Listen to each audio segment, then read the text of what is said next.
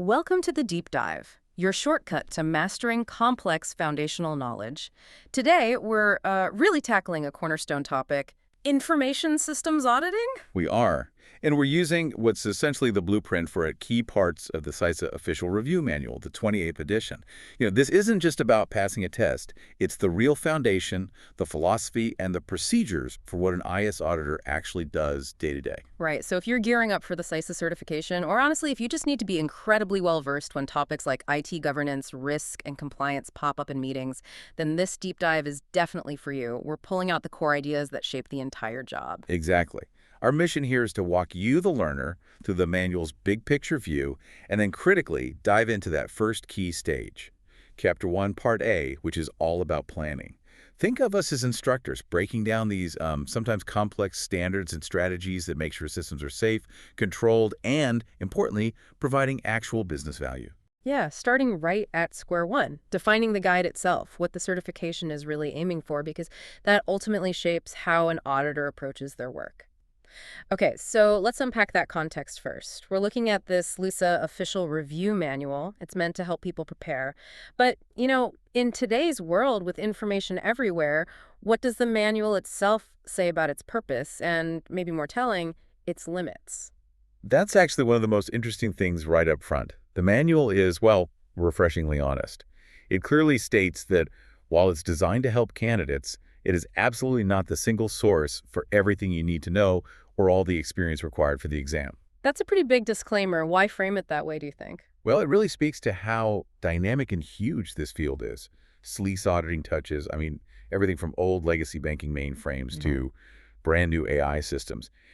And the rules, the legal requirements, they're always changing. No single book could cover all of that. Makes sense. Which is why it strongly advises candidates, if they hit a topic where they feel weak or it's totally new, they must go find additional references. The manual gives you the structure, the framework, but the expectation is that an IS auditor needs to be constantly learning, always looking externally too. So that really changes how you should think about the exam itself. It's not just about memorizing this one book. It's testing your judgment, how you apply knowledge. Precisely. That combination is absolutely key. The exam hits you with technical questions, practical knowledge questions, sure. But the real test, the higher bar, is assessing your ability to apply knowledge you've gained from experience to a specific situation they give you. Oh. You might know the definition of a control standard, but can you look at a flawed scenario they present and apply, professional judgment and due care to figure out what's wrong and what needs to happen? That's the real measure. So the manual isn't just facts then, it's structured like a tool for self-assessment, breaking the job down into domains so you can figure out where your own experience needs shoring up. Right. And just looking at how those domains are structured and how they're weighted tells you a lot about what's important for an IS auditor today. Yeah. Take Domain 5, for example, protection of information assets. It's huge. Covers confidentiality, integrity, availability, all the security mechanisms, physical security, encryption, network stuff. And the official breakdown says Domain 5 is, 26% of the job practice and the exam content? 26%. That's over a quarter of the entire defined role. Wow. It really hammers home that core connection. The IS auditor is, at heart, a security and assurance professional. Yes, they look at governance, they look at operations, but the biggest weight is on confirming that the company's critical assets, its information, are actually protected against, a pretty complex threat landscape these days. And this focus you mentioned on job practice, where each chapter connects directly to tasks an auditor does, that's critical too. It keeps it grounded, not just theoretical. Oh, absolutely. The whole source, the whole manual, is anchored in the current practices of IS auditors. It's trying to bridge that gap between, say, a high-level standard and what someone actually does day to day when they're conducting reviews, running tests, and trying to communicate results effectively in a real company. It's basically saying, look, this is what a successful IS auditor does out in the field. Okay, so we've got the CISA philosophy down. It tests applied judgment. Now we get into the blueprint for how you apply that judgment. Chapter 1, Part A, planning. If the job is application, planning is the absolute first most vital application of your professional skill. Right. But before we get into the how, let's cover the why. Why do companies even need these audits? What core problem is the IS auditor solving? Good question. Fundamentally, audits happen because people need assurance. Management, regulators, investors, they need confidence. Confidence that operations are running effectively, that the company is following complex rules, compliance. They need to know the business is sound, ready for challenges, and crucially, that the information assets are protected to an acceptable level. The IS auditor is the one who provides that documented confidence. So the auditor is like the independent eyes and ears providing that assurance. And this planning section lays out the, 5 key capabilities needed. Let's tick through those tasks because they really define the whole audit process. Okay, first, and it sounds obvious, but it's deep, plan the audit. This isn't just about scheduling. It's figuring out the scope, the objectives, making sure the systems you're looking at are protected, controlled, and actually adding value to the business. An IS audit has to link back to what the company is trying to achieve. Makes sense. Okay, second. Second, you have to conduct the audit by the book. That means you follow the IS audit standards rigorously. And, very importantly, you base your work on a risk-based strategy. We'll get more into that, but if you don't follow the standards, your findings basically don't count professionally. Okay, crucial. Third. Third, and this one catches people sometimes, is applying project management methods. An audit, whether it's internal or external, it's a project. It needs resources allocated, it has timelines, milestones, sign-offs. You've got to manage it like a project, otherwise it can easily go off the rails. Right. Structure is key. Fourth, capability. Communication. The auditor needs to communicate effectively. That means progress updates, clearly explaining findings, making actionable recommendations, and it also involves getting feedback from the people who have to implement the changes. A brilliant audit report that nobody reads or understands is ultimately a failure. Totally agree. And the last one, closing the loop. Exactly. The auditor has to conduct post-audit follow-up. The job isn't finished when you hand over the report. It's finished when management confirms they've addressed the identified risks and the fixes are actually working and sustainable over time. And underpinning all 5 of those planning tasks is adherence to professional standards, specifically the ISACA standards. The manual breaks these down into 3 main types: general, performance, and reporting. Let's start with general. Okay, general standards. These are sort of the ethical and professional baseline for the auditor as an individual. Things like professional independence, super important ethical conduct, making sure you have the right competence and knowledge. If an auditor isn't independent, maybe they help design the system they're now auditing, the whole integrity of the audit is shot right from the start. So that establishes the auditor's professional standing. Right. It ensures they have the stature and the moral compass to do the work impartially. Okay, then performance standards. This sounds like where the actual work gets done. This is the how-to guide for the audit itself. The rules for execution covers the details of planning, supervision, how you define the scope, how you assess risk and materiality, also mobilizing resources, how you gather evidence, and how you exercise professional judgment and due care. For instance, figuring out what's material in an IS audit, that's a big judgment call. Materiality. That's a heavy term. Okay. In finance audits, it's often about dollar amounts. How does that translate to IS controls? Is it still just money? It broadens out. It's less about just direct financial loss and more about impact thresholds. So materiality in IS might be defined by how much system downtime the business can tolerate. If a vulnerability could realistically cause, say, 3 hours of outage for a critical payment system, that's almost certainly material. Oh. Or it could be tied to legal compliance. Maybe failing to comply with a specific data privacy rule is considered material because of the potential fines or reputational damage, even if no data was actually breached yet. The auditor have to help define that threshold up front during planning. Got it. And the third category, reporting standards. These just ensure the output, the audit report itself, is clear, consistent, and useful. They cover the types of reports needed, how you communicate findings, what information has to be included. It makes sure stakeholders get actionable information that meets professional expectations. We absolutely need to pause here and make sure we're crystal clear on standards versus guidelines. Listeners really need to get this distinction. Yes, it's simple, but absolutely critical. Standards are mandatory. You must follow them. If you violate a standard, you could face professional discipline, the audit might be invalidated, or you could even have legal liability because you failed to exercise due professional care. Okay, mandatory. And guidelines. Guidelines are advisory.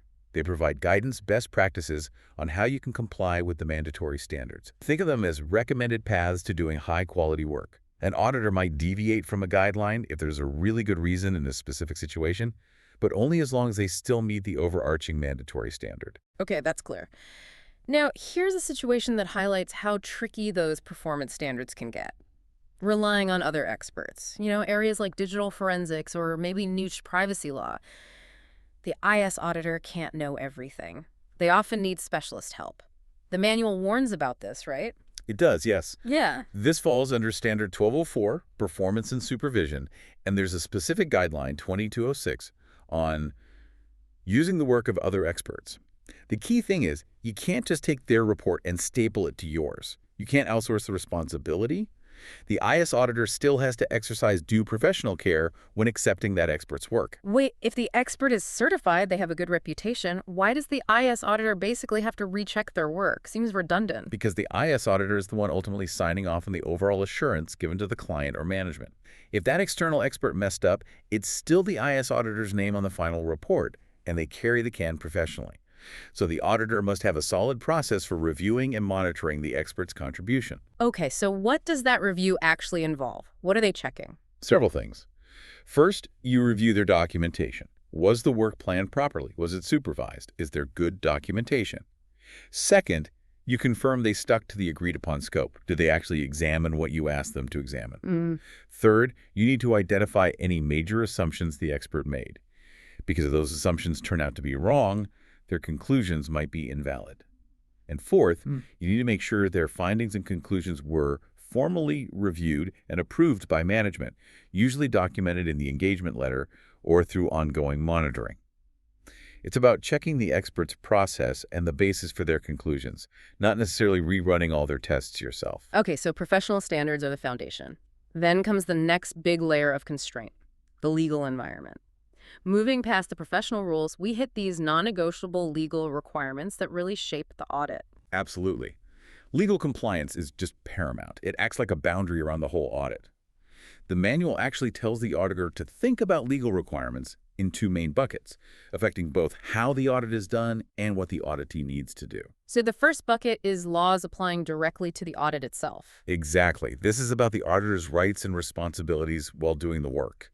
Things like how long do you have to keep audit work papers? Are there laws restricting access to certain types of employee data, even for an audit? This makes sure the auditor operates within the law. Okay. And the second bucket sounds much bigger. Legal requirements on the company being audited about their systems and data. Yeah, this is often the main reason for compliance audits. Think GDPR, IPA for healthcare data, SOX for financial reporting, or maybe industry-specific rules for banking or energy.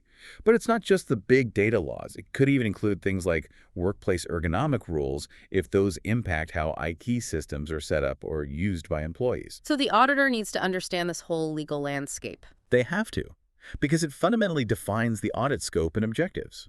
You can't plan an audit to check if controls are adequate unless you first know what they need to be adequate against. And legal requirements are often the highest definition of adequacy.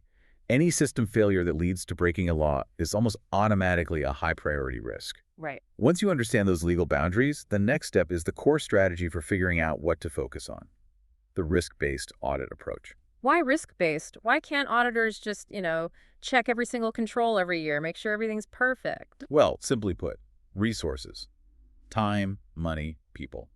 They're always limited. Trying to audit everything every year with the same level of detail is just impossible. And frankly, it's inefficient. A risk-based approach forces the IS auditor to put their effort where it matters most on the areas that pose the biggest threat to the organization's goals and survival. So it forces you to connect IT issues back to the bigger business picture. It absolutely has to. The starting point for a risk-based audit isn't even technology. It's understanding the business itself. What are the company's main revenue streams? Sure. What are its critical processes, its supply chains? What are its strategic goals? Because an IT risk only really matters in terms of how it impacts the business's ability to operate and succeed long-term. If a system failure could literally shut down the company, that system gets top priority, even if the tech isn't cutting edge. Okay, so that understanding drives the formal risk analysis process. How does that analysis feed into the actual planning? The risk analysis is where you identify specific vulnerabilities. You figure out what could go wrong. Then, based on that, the auditor determines what controls should be in place to mitigate those vulnerabilities, or maybe which risks the company needs to formally accept or transfer, perhaps through insurance. The output of this analysis directly shapes the audit scope. Does this area need a deep dive technical review, or is a high-level check of policies enough? The risk analysis helps answer that. How do you actually score these risks? You can't just rely on gut feel to set priorities, can you? No, definitely not for a formal plan. The manual points to two main ways. First is subjective analysis. This relies a lot on the auditor's professional judgment, input from senior management, maybe historical incident data, and a deep understanding of the business context. It's often quicker, good for getting initial buy-in. Okay, subjective. What's the other? The second, and often more defendable approach for arguing for resources, is objective analysis. This uses a formal scoring system. Ah, okay. Tell me more about that scoring system. What kinds of things does it look at? Why is this so useful for the auditor? The whole point of the scoring system is to try and make risk assessment less fuzzy, more quantifiable. It looks at different variables. Sometimes they're weighted, sometimes not, like how technically complex is the system, what's the state of the existing controls around it, and crucially, what's the potential impact of financial loss, operational disruption, reputational damage. So weighting is important. Like a complex system gets a higher risk score just because it's hard to audit. It might, yeah. Or a system processing huge financial transactions would have a higher weight on the financial loss variable. For someone studying for CISA, showing you understand how these variables contribute to an overall risk score is important. It translates technical issues into potential business impact. And that quantification, turning risk into numbers, that's how the auditor talks to the board, right? Speaks their language. Exactly. If your risk analysis shows a particular vulnerability has, let's say, a high potential loss if it happens, and it's reasonably likely to happen, maybe not using those exact terms like SLE or ARO from risk management theory, but the concept is there. The auditor can translate that technical problem into, this could cost the company millions per year. That's the language that gets management's attention and justifies audit resources. And all this work, the analysis, the scoring, it all feeds into building the annual audit plan. Right. Ideally, your annual plan would cover detailed audits of everything rated as high risk. But here's where the risk analysis really proves its worth to senior management. Very often, the audit department doesn't have enough people or budget to cover everything on that ideal high-risk list. So the risk analysis becomes a negotiation tool, almost. Absolutely. It allows the audit function to clearly show the gap between the identified high risks and the available resources. By presenting that prioritized list and saying, here are the significant risks we cannot audit this year with our current team, the auditor makes it explicit. They clarify the amount of residual risk that top management is choosing to accept if they decide not to provide more resources. It shifts the auditor from just being a checker to being a strategic advisor on risk acceptance. Okay, before we leave planning strategy, we need to absolutely nail down two key definitions of audit risk that are central here. Let's start with detection risk. What is that? Okay, detection risk. This is the risk that the IS auditor's own procedures will fail to detect a material error or misstatement that actually exists. This is the risk the auditor has the most direct control over through their planning and execution. How so? Through the quality of the audit program itself. How good are the tests? Are the sample sizes large enough? Is the evidence gathered thorough? If an auditor does sloppy work or cuts corners on testing, their detection risk goes way up. They might miss something important. Okay, so detection risk is about the auditor messing up. How does that relate to the bigger picture, the overall audit risk? Overall audit risk is the combined risk that a material misstatement exists in the information or systems, and the auditor fails to detect it before they issue their opinion or report. The ultimate goal of the entire audit planning process is to reduce this overall audit risk down to an acceptably low level by the time the audit is finished. So by doing a better job planning and executing lowering detection risk, you directly lower the overall audit risk. Exactly. A well-planned, rigorously executed audit with low detection risk minimizes the chance that the auditor gives a clean bill of health when there's actually a significant problem lurking. All right, we've journeyed from the philosophy through the planning strategy. Now we get to the actual tools that make assurance happen. Controls. This is where the plan hits the pavement. So what exactly makes a control effective, and what are controls trying to achieve at their core? An effective control is basically anything, a policy, a procedure, a practice, even how the organization is structured, that's put in place to give reasonable assurance that the business objectives are being met. That phrase, reasonable assurance, is key. It's not absolute guarantee because trying to eliminate 100% of risk would be impossibly expensive. Okay, reasonable assurance. And what does the manual say about what controls do when something bad happens or tries to happen? An effective control is designed to do one or more of three things. It should prevent an incident from happening in the first place, or it should detect an incident quickly if prevention fails. And or it should help contain the damage and allow for recovery after an incident occurs. So prevent, Detect, contain, recover. Right. And every control, or the whole system of controls, needs to address two sides of the coin. What positive things should be achieved, like maintaining data integrity or meeting a compliance rule, and what negative things should be avoided, like stopping unauthorized access or preventing financial errors. No, it's important we clarify something here. Are the basic goals of controls different in IT compared to, say, old school manual processes? That's a vital point. The underlying objectives haven't really changed.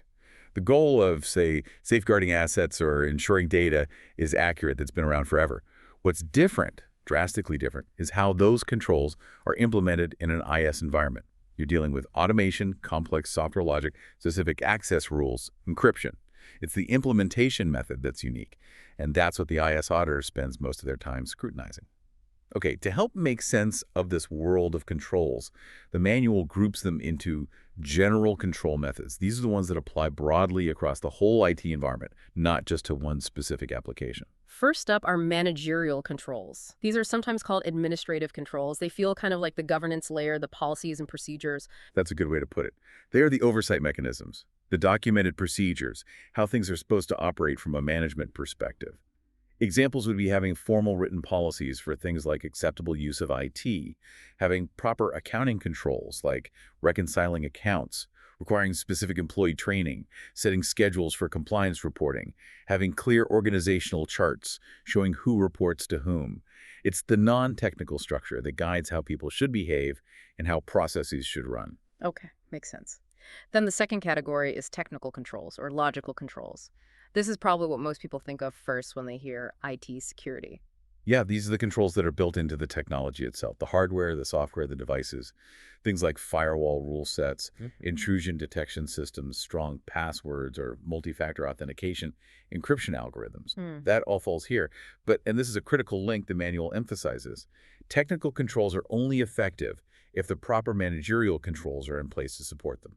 Right. Can you give a quick example of how a managerial failure can break a technical control? Sure, think about a really advanced, expensive firewall. Installed perfectly strong technical control, right? But if the managerial controls say the policy requiring someone to review the firewall logs daily, or the procedure for managing rule changes safely, or the requirement to patch the firewall software regularly if those things are ignored or don't exist, that fancy technical control becomes much less effective, maybe even useless against a new attack. The auditor has to look at both the tech and the processes around it. That makes perfect sense. You need both. Absolutely. And just to give a sense of how broad these general controls are, the manual lists the key areas they cover. This really defines the IS auditor's playground, so to speak. Let's list them. It includes the overall strategy and direction of IT, making sure IT supports the business. Access to IT resources, controlling who gets into data and programs. The whole systems development lifecycle, SDLC, and change control process. Day-to-day operations procedures. Quality assurance, or QA. Physical access controls, literally locking doors. And of course, business continuity and disaster recovery planning, BCP, and DRP. Yeah, that list covers pretty much everything from the high-level strategic decisions down to the physical security of the server racks. It's pretty comprehensive. It shows just how wide the IS auditor's scope really is when they're assessing the overall control environment. Okay, so now let's slice controls another way. Based on when they kick in relative to a potential threat or problem. This distinction is really important for building resilience, isn't it? It forces you to think about balancing efforts to stop bad things from happening versus being ready to deal with them if they do. Exactly. It's about balancing likelihood reduction versus consequence mitigation. The first category here is preventive controls. These are proactive. They're designed to stop errors or problems before they can even occur. So naturally, their main job is to reduce the likelihood of a threat event succeeding. What are some classic examples? Things like enforcing strong separation of duties, SOD, where no single person can complete a critical transaction alone, using encryption to make stolen data unreadable, physically locking server rooms, running regular security awareness training to prevent phishing clicks. These all aim to stop the bad thing initially. The trade-off is they often add a bit of friction or overhead to processes. Right, like SOD might slow things down a bit. Okay, so if prevention fails, what's next? Then you rely on detective controls. These are designed to identify and report problems as they happen, or very soon after. They also help reduce the likelihood of major damage because they increase the chance of spotting an issue early before it gets out of hand. Examples here. intrusion detection systems, IDS, that flag suspicious network traffic, regularly monitoring system logs for anomalies, reviewing audit trails, using things like hash totals or checksums to automatically verify if data has been changed unexpectedly. The key with detective controls is they require active monitoring and analysis. They generate signals that someone needs to pay attention to. Okay, so prevent stops it, detect spots it. But if something actually gets through and causes a problem, Then you need corrective controls. These are reactive. Their job is to fix errors, deal with unauthorized actions, or clean up after an intrusion after it's been detected. Their entire focus is on mitigating the consequences, minimizing the damage. and this is where things like backups come in. Exactly. Data backup and restoration procedures are classic corrective controls. Automated failover systems that switch to a backup system if the primary one fails. Having a well-rehearsed incident response plan, IRP, ready to execute. The effectiveness of your corrective controls determines how quickly and completely the business can recover from an incident. Let's try a quick scenario to tie those three together. Say a new regulation comes out requiring data to be deleted after 7 years. Okay, good one. The preventive control might be updating the company's data retention policy and configuring systems to automatically purge data older than 7 years. Makes sense. What's the detective control? The detective control could be a report that runs weekly, specifically looking for any data records still in the system that are older than 7 years and flags them. It detects exceptions to the policy. And if that report finds some old data that slipped through the cracks? Then the corrective control would be the defined procedure, maybe an automated script, maybe a manual process, to securely delete that flagged data immediately. And ideally, also figuring out why the preventive control failed for that data and fixing the root cause. It completes the cycle. Okay, that makes sense. Preventive, detective, corrective. Now, there's one more category which sometimes seems a bit different. Compensating controls. Why do we need these? Compensating controls are interesting. They exist because sometimes achieving perfect compliance with a specific control requirement just isn't feasible. Maybe it's technically impossible on a legacy system, or the cost is prohibitive, or there's a legitimate business reason why the standard control can't be implemented. So a compensating control is used to offset that deficiency or weakness.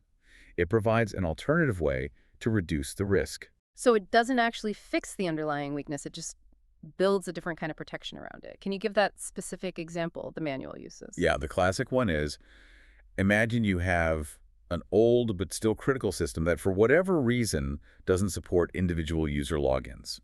Everyone uses a shared account. That's a major control weakness, no accountability. The baseline control fails. A compensating control might be to put that system on its own isolated network segment with super tight firewall rules, limiting access only from specific trusted management stations. Ah, I see. Or maybe you implement a separate third-party tool that forces users to authenticate individually before they're allowed to even connect to that shared account system. Neither of these fixes the system's lack of logins, but they make it significantly harder to exploit the weakness, providing a compensating layer of security.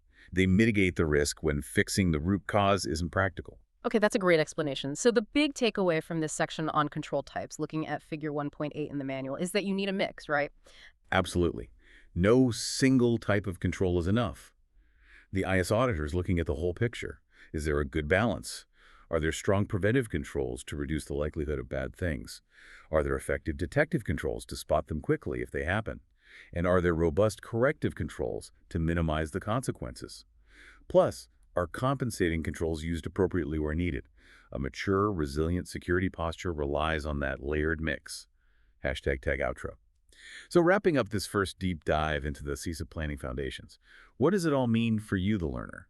Well, we've really established that IS auditing isn't just about checking boxes. It starts with a very structured professional approach. It's risk-based, it's guided by mandatory standards, and it absolutely has to account for legal and contractual obligations right from the start. Yeah, and that whole strategy hinges on understanding and quantifying risk, linking those technical vulnerabilities back to the actual business processes, using scoring and objective scoring ideally to make the case for resources to management, and really focusing your audit work on minimizing that detection risk so your overall opinion is reliable. And all that planning work leads directly into assessing controls.